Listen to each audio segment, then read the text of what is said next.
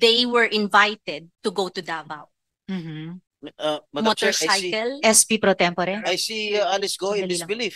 Yeah, Madam Chair, So perhaps could we can we ask, yes, Please go. as SP Pro Tempore is indicating and the majority leader has asked, aside from Go official Huaping. response, verbal response Is it would true probably be That you needed. mentioned the name of Faldon? Doon sa na-mention po ni Ma'am Maslog kanina na invitation ng Davao, I just want to clarify. Wala pong nangyaring invitation po ng Davao. Wala pong kakilala. I will pin you down. I will pin you down. I tell you. I will pin you down. I am sure about it. Huwag mong gamitin yung pagkamaro mo. Kung dumaan ka na, namatay ka na noon at ngayon bigla kang nabuhay at ngayon ginagamit ka for irregular operations against us. You cannot, hindi ka makakalusot sa akin. starting with the name Faldon, sa anong konteksto nyo narinig yung pangalan niya? Actually po, I think si Faldon was in Bamban. Mm-hmm. I think he lived in Bamban. Mm-hmm. And apparently po, Mr. Faldon and I think his wife also, nandoon po sila sa Bamban. Mm-hmm. And ito po, this information actually, in fairness din po, na-mention din po sa amin, sa akin ni Miss Alex. Okay. They were invited to go to Davao. Mm-hmm. Madam Chair, Motorcycle. SP Pro Tempore. I see Alice Go in Sandali lang. disbelief. Yeah, Madam Chair, So perhaps could we can we ask, yes, Please go. as SP Pro Tempore is indicating and the majority leader has asked, aside from Go official Huaping. response, verbal response Is it would true probably be That you needed. mentioned the name of Faldon? Madam Chair, ganun po yun. Meron pong isang picture po with the former president po and me, nag-group po na circulating before. Yan po yung kinukwento ko. Yan yung isa rin po na pagkwentuhan po namin. Mhm. That's my first time po nakita ko po ang former president. Doon sa group picture niyan na circulating, that was the first time po na nakita ko po siya. Doon naman po siya na-mention po ni Miss ni Ma'am kanina. Maslog. Maslog. Kanina naman po na regarding po kay Mr. Nick Faldon naman po. So Mr. Nick Faldon naman po talaga nasa Bamban. Meron po siyang goat farm po sa Bamban. Goat farm. Yes po, goat farm. So kayo may babuyan, siya naman kambingan. Wala naman po kami any transaction pero may goat farm lang po. Goat farm. May goat farm lang po siya sa Bamban. Okay. Yan lang po. Madam Chair, Okay. Senator De La Rosa. Yeah. Can I confirm from Alice Go? Yung tanong ko kanina, meron akong A1 information na natanggap about that affidavit na dala-dala ni Maslog. Meron akong informasyon. Confirm or deny lang from you. Hindi kita pinupwersang sagutin. You can ask the advice of your lawyer. Pero tinatanong ko lang para mabigyan ng katuturan itong lahat ng sinasabi. Madam Chair, doon sa question po sa akin ni Sen Bato po, I remain silent po. At meron pa po akong kadagdagan po na answer po pala doon sa na-mention po ni Ma'am Maslog kanina na invitation ng Davao. I just want to clarify. Wala pong nangyaring invitation po ng Davao. Wala pong kakilala. At yung picture na yon ay nag-iisang picture lang po yon, July 22 to be exact, 2022. Hindi na po presidente si former president that time. Doon sa group picture po, I think and I believe po na-circulate naman po talaga siya. Kumalat po siya sa social media pero that was my first time po na nakita ko po siya.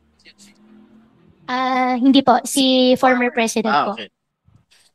Before we continue, I will call Senator Sherwin next. Before we continue,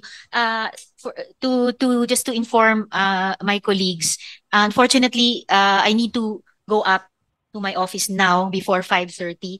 So, gusto ba ng komite magpatuloy? In which case, I will ask Senator Sherwin to chair in my stead. So, right to continue? Yes, Madam Chair. If All you right. can, please. Thank you very much, dear colleagues, and sa lahat ng resource persons. So at this point, I will hand over the chair to Senator Sherwin. Mr. Chair. Salamat, Sen. Sherwin. Mr. Chair, Go ahead. Can I go back one question to General Macapas? Yeah, Senator Bato and then General Senator- Macapas? General Macapas? General Macapas? Wala na. Yes, sir. Yes, sir. Thank you. Sir. Yeah. Sir, good afternoon, sir. Your Honor, sir. Yeah. Paano, sabi mo kanina, ito si Mary Ann Maslog, nag-volunteer sa'yo na information. Paano siya nakapunta sa'yo?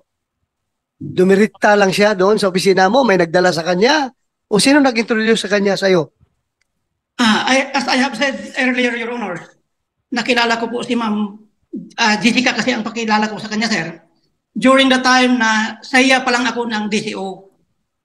So from there, minsan nagte-text na siya sa akin tapos nagbibigay ng information. Kaya nga, paano mo siya nakilala? Tinatanong ko, the circumstances behind, paano mo siya nakilala? Bumisita po kasi siya minsan, sir, nung boss ko dati, nung nasa DCO pa po ako. Ako po ang saya, kaya ako ang nag-entertain sa kanya. Dahil wala po So, yung... okay, first, nagkakilala. Opo. Year 2022.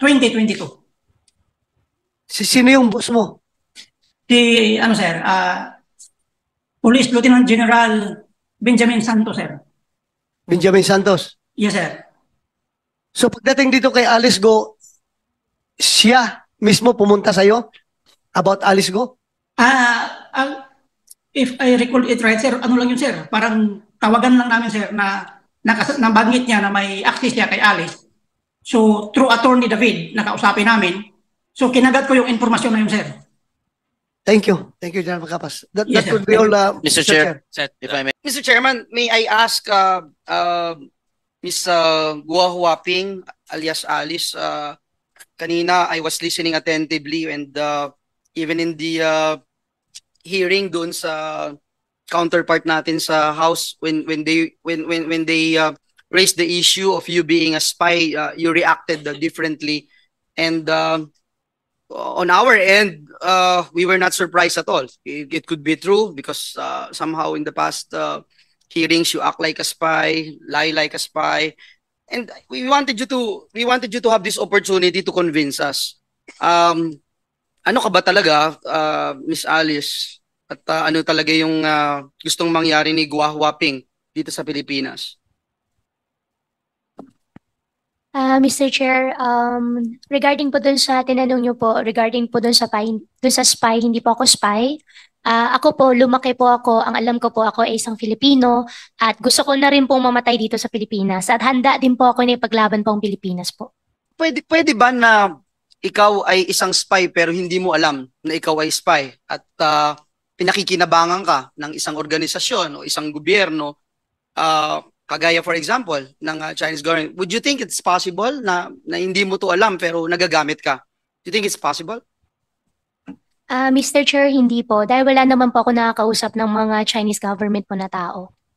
Pero lahat ng katransaksyon mo, pag tinignan namin, maging dun sa mga dokumento, sinasabing ang katransaksyon mo ay puro mga true-blooded Chinese, even Chinese rogue citizens. Mr. Chair, may mga nakatransaction man po ako na full-blooded Chinese pero never po ako nagkaroon ng transaction po with Chinese government. One last thing that I'd like to ask you. Anong motive sa tingin mo ng mga nag-uugnay sa'yo na ikaw ay isang Chinese spy? Doon sa kaninang pinakitang video ni Senator Risa, doon sa Al Jazeera, na parang napakahirap imbentuhin na gagawin lang yung mga pangalan, mga lugar, mga sinight na mga tao na nakapaligid at malalapit sa iyo. Mahirap gawin 'yan, i-stage. Kumbaga parang it's a perfect storm na magawa nila at na iniuugnay ka as a Chinese spy. Ano kaya ang motibo nila? Anong mapapala nila para gawin 'yon? Meron bang nakipag-usap sa iyo? Meron ba silang hinihingi? Meron bang ilang parties trying to get your attention and at the same time ask you for favors? Mr. Chair, hindi po sila malapit sa akin at hindi ko po talaga sila kilala. Doon sa nakita ko po sa video na 2 tao Hindi ko po sila kilala, hindi sila malapit sa akin, wala rin kami ugnayan, at hindi po ako spy po. But the addresses, the persons involved, the Fujian province, etc. Paano magagawa nila yon na parang perfect? Mr. Chair, Fujian po, I believe sobrang laki po ng Fujian. Marami din po talagang half-blooded or full-blooded po na Chinese andito po sa atin, dito po sa Pilipinas.